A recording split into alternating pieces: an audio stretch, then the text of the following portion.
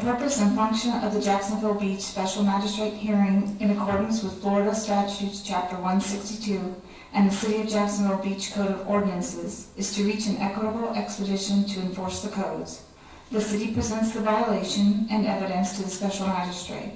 Next, the property owner is sworn in response to the violation and evidence. Both the city and the property owner may call witnesses to provide sworn testimony relevant to the case. This is a quasi-judicial hearing, not a public forum. Individuals not called as sworn witnesses will not be heard. Good afternoon. My name is Wayne Flowers. I'm Special Magistrate for the City of Jacksonville Beach. We'll be calling the cases on our agenda today in a moment. And when the case is called that you're here on, if you want to give testimony or offer comments, you'll be allowed to. You'll be sworn in individually, I guess, as the case is called, and you'll have an opportunity to speak. So with that, Ms. Beavers, you call the first case.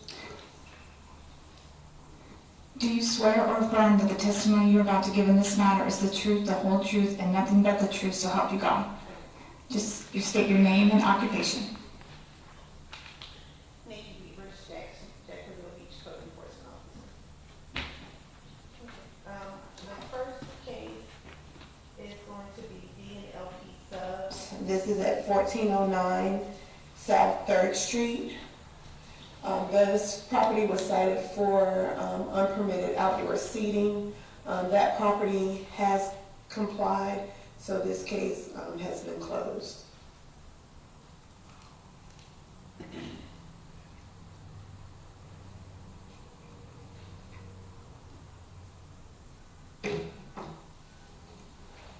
Those are always good. Yep. Next case. All right, next case, we're moving on to Sports Mania. This is case number 20112 and case 21298, located at 1246 3rd Street South. This property was cited for prohibited signs. And as you can see, the outdoor in front of the store, the signs and the flags that were out there, also the merchandise that's out on the right-of-way, well, not the right-of-way, but on the sidewalk, that a conditional use had not been obtained for. Can you back up a second? Yes. That was in May of 2020? Yes, that was for case 20112. And then the second picture on here is part of case 21298. All right, let's back up to Okay. 20-112. And what was that date? Is May 11? Yes, that was the initial date of that case. So there is a sandwich sign. Yeah, several flags, merchandise that's out on the sidewalk. And were any permits issued for any of these signs? No, sir. All right, what occurred following this observance? Okay. As I stated, the case was initiated for the 20112. That case was initiated on 5/11. They were cited for prohibited signs. A second inspection was conducted on 5/28/2020. The case was complied at that time. And after that, several verbal warnings had been given to the manager of the store anytime the merchandise was observed outside. As it progressed and continued, a second case was then started, and that is case 21298. Sir, if you're here on that case, you'll be given an opportunity to speak. Just, you have to be patient for a second. Okay, so the second case for 21298, that case was initiated on 2/23/21. Violation notice was sent out on 3/1/21. Another inspection was completed on 3/21, and after that, they just continued to put merchandise out. It went from the flags to the merchandise out on the sidewalks. So I just decided to just go ahead and bring it before the special magistrate because it was a reoccurring violation. As of today, when I went by there, this is what I observed. There was no flags or merchandise out, but the table that is out there still needs to be removed. All right. That white table you're Yes. referring to? That's what the merchandise had been on. All right. Why does the table need to be removed? It's in the walkway on the sidewalk. Is that covered by ordinance? Yes. Which ordinance? They would have to obtain a conditional use as far as like if anyone needed to get any outdoor seating or anything. If someone was to come in a wheelchair and could not get by, this table would be obstructed.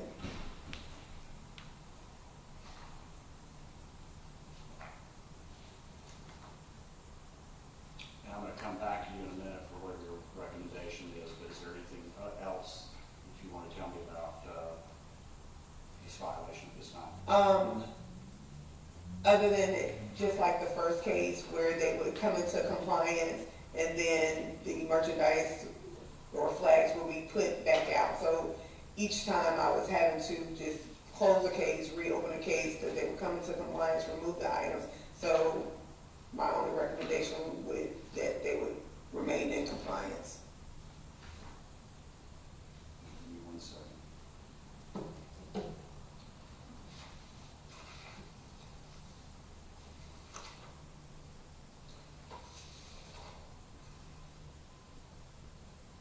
So the prior picture, I think you showed me from the one on the right, is that May of 2020 or is that more recent? That's more recent. That was when the second case had been opened. And what's the date on that? That would have been, the date for that picture would have been the last inspection. So this inspection would have been on 3/25/21.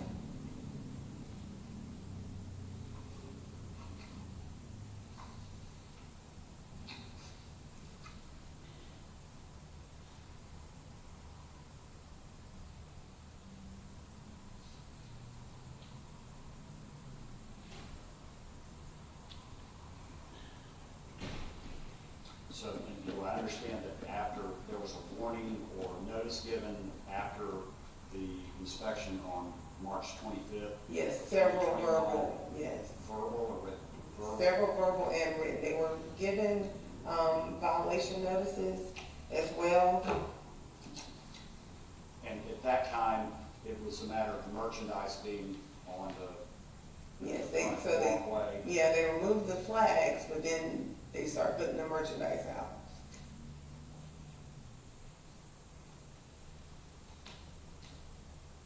And it would just rotate. So now if the merchandise is out, then I would drive by, see a flag out. And they went from the larger flags to the smaller flags down in the grass. And it was just going back and forth.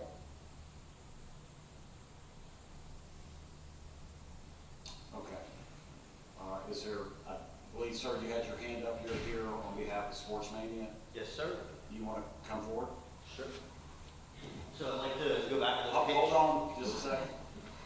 If I could get you to raise your right hand. Right hand, please. Do you swear or affirm that the testimony you're about to give in this matter is the truth, the whole truth, and nothing but the truth, so help you God? Yep. Yes. And I need you to state your name and address for the record, please. Matthew Smith, Mathew, Smith, and address for reference is 1246 South 3rd Street, Jacksonville Beach. So the pictures that she was talking about, one we did, she said that May was one violation and then after was actually the month after that. So just to correct, because I think that was incorrect there. We did get notifications about the flags as a long-standing business in this community out here at the beach. We've been getting notifications on flags for trying to attract business and bring people to the community out here and shop when they're not locals. And I have been personally dealing with this in my family's business for well over 10 years with the city of Jacksonville Beach and being violated for flags. We always put merchandise outside, have always put merchandise outside in front of our establishment since we were down here next to the Dairy Queen. That is not anything that has ever changed. The amount of flags that go out is definitely something that we may, when an event comes around, put a few more flags out, try to only tailor it through the weekend. But as we have been getting letters sent to us, we've tailored it back because somewhere I did read that there is a ordinance somewhere that allows a flag to be adjacent to the building within 10 to 15 feet of the front door of the business. With that being said, the grass median at the handicap ramp is inside that 15 feet of adjacent to our building, allowing us to fly flags specifically in that area. So I have chosen as a business trying to continue to make it and survive in a crashing retail industry to take that knowledge and conform to the city of Jacksonville Beach and try to only fly flags there to show that we are open for business. As far as the merchandise goes, we put sale merchandise out front. That's the stuff that's on sale so it does not conflict with our customers on everything else that is inside the store to be able to grab people's attention from the side of the street, such as the reason for paying such high prices in commercial real estate to be on a street that has that traffic car count. And that is why we've had merchandise out there and have always had merchandise out there. Do you understand that a conditional use permit is required to conduct business outside of the business? No one has ever brought in the well over 15 years that I have been managing my father's business a conditional use permit to have a sale rack out in front of our building. We have definitely 1,000% full permits for Georgia, Florida, for the season opener, for special events. For the day I brought Gardner Minshew out to the Jacksonville Beach store and had a line wrap around the building. I pulled a permit on that because I knew I was going to have more than my capacity limit. I also hired a Jacksonville police officer to be able to keep us in code for everybody that was going to complain that I brought thousands of individuals out to the beach. So yeah, when there is proper preparation and I'm told that I need to pull a permit, I pull a permit.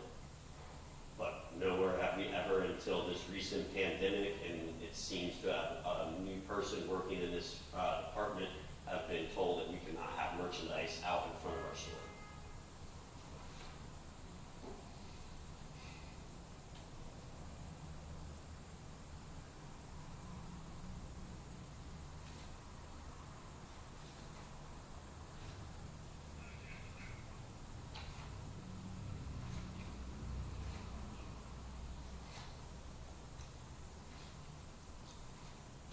And the right of way for a handicap wheelchair is plenty accessible for the amount of space that we leave.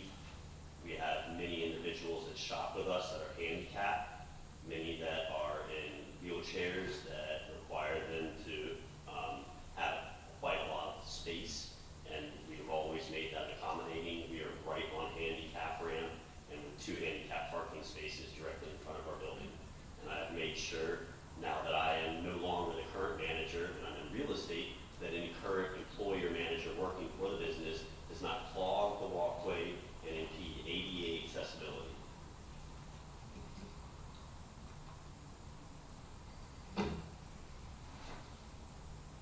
What is the zoning at this location? It's commercial. Peter Slayman's property.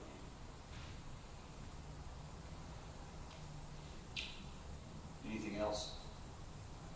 That's Mr. it. Smith?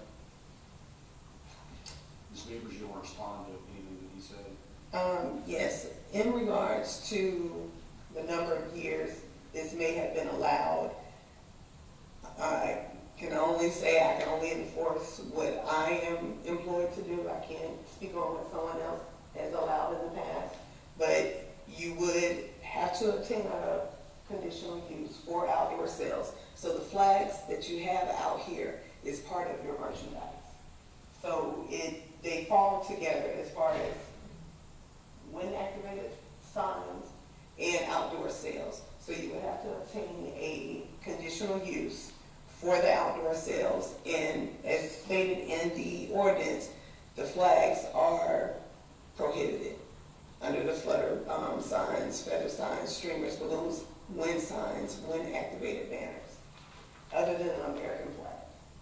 I will have to go through my previous emails. I have something from the city of Jacksonville Beach saying it can be adjacent to the building, the front door within 15 feet. And in there, it says I can fly a flag. I don't know where, I will find out, but Well, to the sandwich board, I definitely see that being an issue and understand. And there probably is too many flags, agreed. Should it be limited?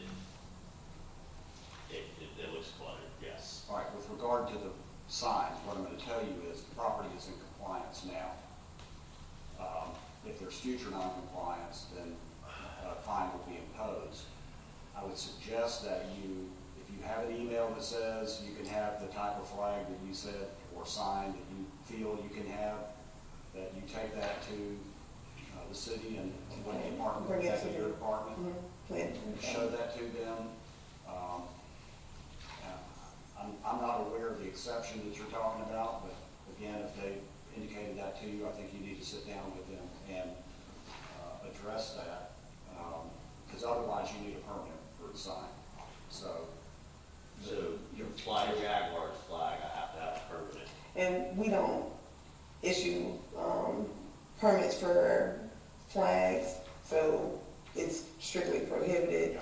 Yeah, so, but the only flag, like I said, you would be able to put out is an American flag. I will go back and find my paperwork where it says that I can have a flag out there and revisit it. Okay. I'm obviously not happy and not wanting to be in compliant and attempting to appease, but and here today and obviously very bothered by this, as this has been an ongoing issue with us being in the community out here at the beach. And with us winning one football game last year, we were in a very tough business and you had a pandemic, so. well, again, I understand that part of it, but again, I don't make the ordinances on signs, and the city does that, so. So I'll close this case as of today, but if it remains if it comes back into non-compliance, I'll bring it back before the special magistrate, and my recommendation would be a $250 per day fine. Okay. Again, my suggestion to you is if you have something that you said, you got an email, they said it's okay to put this sign up, Yes. or anything Shake my like head, that, bring it can't in. say, okay, I don't agree with it, I will find that email and represent it. Again, you may not disagree with the law, but you know, the law is the law. But if you've gotten permission, then, you know, those folks It need to reads see it. somewhere that I can have it 15 feet, and I'll present it and move on. Right, very good. Thank you, sir. Okay. Moving on to our next case. This will be case number 21347.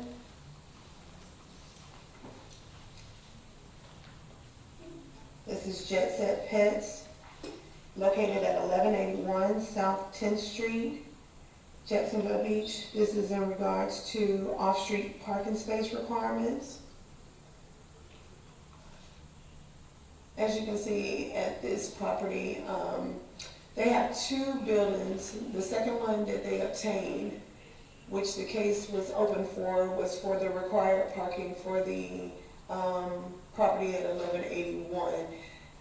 Around where, Tell me which one is which. okay, so they added, this was the original building right Yeah, here. I'm not seeing your pointer, so, Oh, I'm sorry, the one on the right. all right. Okay. So the second one, where the purple fencing is around, this was actually their required parking for this location. You can also see on the wall of the covered area where their ADA sign is up on the wall. There is no access to any of the parking. This has been covered with AstroTurf.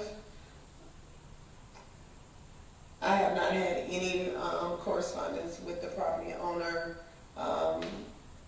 Since this case was open, they have been in contact with planning and zoning and with the director in planning and zoning, informing them that this would have to be removed because it's taking up their required parking spaces. When you say you haven't been in contact with them, I guess I'm trying to. As far as any type of response from the violation notices that they've received. I personally haven't spoken with anyone, but they did speak with planning and zoning, and they also spoke with the director. So as I understand it, there was at 1181 South 10th Street, there was a larger area, but part of that was converted. That was parking area has been converted to another use and is no longer available for parking. Correct. So what is the required number of parking spaces for the establishment of this location? I have Christian from planning and zoning, and he'll be able to explain what their requirements are. Okay. Then you swear. Yes, if I could get you to raise your right hand. Do you swear or affirm that the testimony you're about to give in this matter is the truth, the whole truth, and nothing but the truth, so help you God? I do. If you could state your name and occupation, please. Christian Napoli, Senior Planner for Jacksonville Beach. And how do you spell your last name? I know you spelled it for me before. You're totally fine. It's Popoli. Okay, go ahead. So this particular type of use is not specifically defined in our code. Our code basically classifies it as commercial uses, not specifically listed or identified. And part of that standard, they're required to provide one space for every 200 square feet of internal space for the building. So which is the category that it's considered under? Commercial use is not specifically listed. Okay. This So building that's is... one space for every 200 square feet. Correct. And the structure is 3,300 square feet, which arrives at 16 and a half spaces, and we round up. 15 and a half? 16 and a half. 16 and a half. And if I can just add, because I think it's particularly relevant, on July 16th of 2019, they applied for a variance to reduce the required parking from 17 spaces to 5, and the Board of Adjustments denied their request.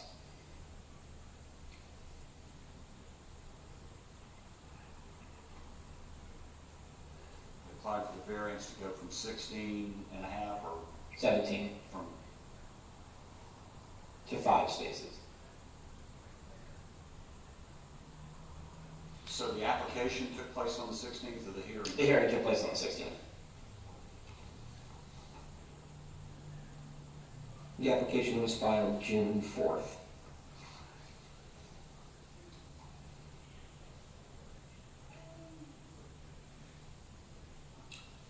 Okay. And I'm here for questions. And hold on one second now.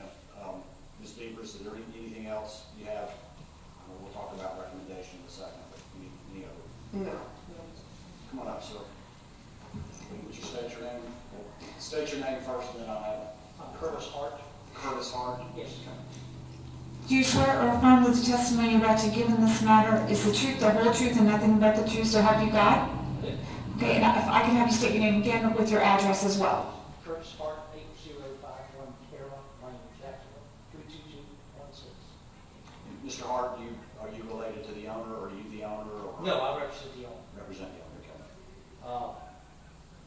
Just allow me to say a few things. Sure, absolutely. First of all, the owners call me, they're personal friends, and so what we've done, we met with the planning director, and Kristen is correct. There's nothing in the specific code that allows us to have reduced parking. You have 5 employees, and that are there at all times. So it says 1 parking space per 200 square feet. If you look at bring that picture up, it shows you 2 buildings. We had 10 parking spaces in front of this building, and there was 17 spaces under this canopy here that we put a astroturf on top of, and we use it to train dogs. This is a dog training facility that people, they drop their dogs off for a couple of weeks at a time and go through a training. Just one second, you said there were 17 spaces under the, where the Yes, canopy is? under that canopy there. We covered it in astroturf, and then trained the dogs during the day. We did, I had a complete survey done of the project. We're relaying it out, and we're applying for another variance, reconfiguring the parking in the 2 buildings. We have 10 spaces already that exist right there, shown on that first building. Have only 5 employees, and everybody drops their dog. This is not a place people come together, they drop the dog off, and then the dogs are trained by the employees, different types of dogs. So we hired a surveyor. He's completed all his work. It takes so much longer today during each time. But anyway, he's completed all his work. We have a civil engineer laying out the complete parking lot. We're going to try to get as many spaces as we can. Our desire is to keep some training area for the dogs. Bought that building, the owners bought that building with a large canopy over it, so it would be shaded while they could train their dogs. So we'll be we're finished with the surveying work. Site plan should be ready next week. I don't know, Kristen, you can answer me how long a variance takes right now, but that's the time that I'll be asking to have, whether or not we can accomplish this variance for reduced parking. Because we do not need 27 parking spaces to do our business. We'd be asking for a variance for less than the total of 27 that we had prior to this. Well, I think what I heard is that based on square footage, it's 17. Well, that applies to the building on the left, the canopy. We still have to have the spaces on the right Oh, I got for it. that building also. So if I'm wrong, tell me. It's two, yeah. And we'll be applying for one, we'll put the legal into one building with one master parking space. We have, I don't know if you've been out there lately, we put an ADA, there's an ADA parking space. Yes, so these pictures are from today. Okay. The ADA space was observed in front of this, the white fencing. That very last parking space did have an ADA sign. Okay. But that was specific to that. And you're exactly right. You know, she's 100% correct. I can't comply with the code. We're going to ask for a variance. We'll reconfigure it. We'll go through that process. We're asking for that amount of time to go through the process. If we don't, the one question I wanted to ask, and this is sort of a zoning, could we strike the AstroTurf and make it available for parking and, still use it for a dog training facility? It'd be a multi-use parking lot, essentially. Is there a provision in the code where we can do that? Just a question. I know it's a unique question. I know one thing, the fencing would be an issue Sure. because you can't close it off the way it's closed off on here. So even if you did make that parking, that fence would not. Sure, we have to take down the fence, It and would that's have going to to be in be- our new plan. We'll have. And then Christian can kind of. Okay, well, can I answer both questions? Sure. Variances are about 6 to 8 weeks from application to hearing, so 8 weeks is probably a safe assumption. And underneath the current AstroTurf is a structured parking lot. Yes. Okay. I don't have a definite answer on that because there may be some engineering, stormwater, sheeting type things involved. I don't know. Yeah, we're not covering up any stormwater. Okay. It seems plausible, but I don't know if that would actually meet our engineering requirements. But we would consider it. You would determine that. Correct. Yeah. Because the first building has a stormwater pond. Mhm. You can't. It's fenced, but it's to the right. Sure. Yeah, I think it's on the site plan I have. Yeah. Is it on the site plan? Yeah. So that's where we are, and we would ask enough time to get that variance. We'll get the application in next week. We just finished with our surveying work, and we've got a civil engineer working on the site plan. As you know, I'm familiar with how to do this kind of stuff. Work with. covered this quite a bit. I think we're on the second meeting in September right now, application cycle. So that would be as soon as we could have him heard at a Board of Adjustment hearing. What I was thinking, Ms. Beavers, I'll defer to you in terms of you respond, was there is an existing violation. I would find that there's a violation, but you have 90 days to comply to allow the process for the application for the variance. Cause you said September, so yeah, 90 days, because then It needs to you be get done into the 20. next, Yeah. yes, 90, 90. yeah, That would be adequate time. okay. And I'm sorry I didn't call you, I was trying to work it out through the planning department, trying to figure out a way to solve the problem. Gotcha. And you are correct in the violation, I'm not disputing that. So my question would be, would they be allowed to leave it the way it is, or they have to remove the AstroTurf and open up those spaces until they're actually approved, or are we just gonna wait the 90 days? I'm just gonna find 90 days to comply. Okay, okay. So yeah, if you could just go ahead and do that application and everything in, and, so that will go to, what are we in, July? So we'll come back the October hearing, no, July, August, July, yeah, October. So it'll be You'll the send me fourth, notes. yes, you'll get a note, it'll be the fourth Wednesday in Now, if you October. need to talk to me, you can get my number, just discuss. Okay, so we'll move it to October. Thank you, Mr. Hart. Thank you very much, Chris. Appreciate it.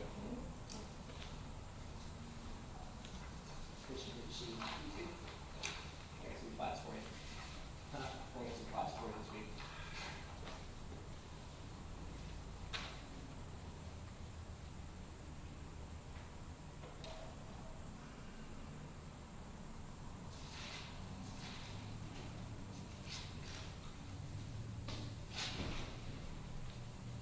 Okay, all right. Moving on.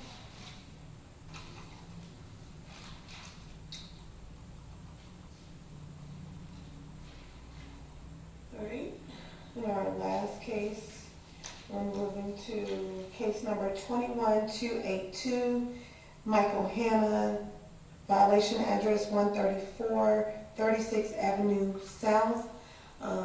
This was in regards to a home occupation. Mr. Hanna has complied, the violations listed on the DBPR and also on Sunbiz. I verified that the addresses have been updated to the current mailing address. Give me 1 second. Physical address. The physical address.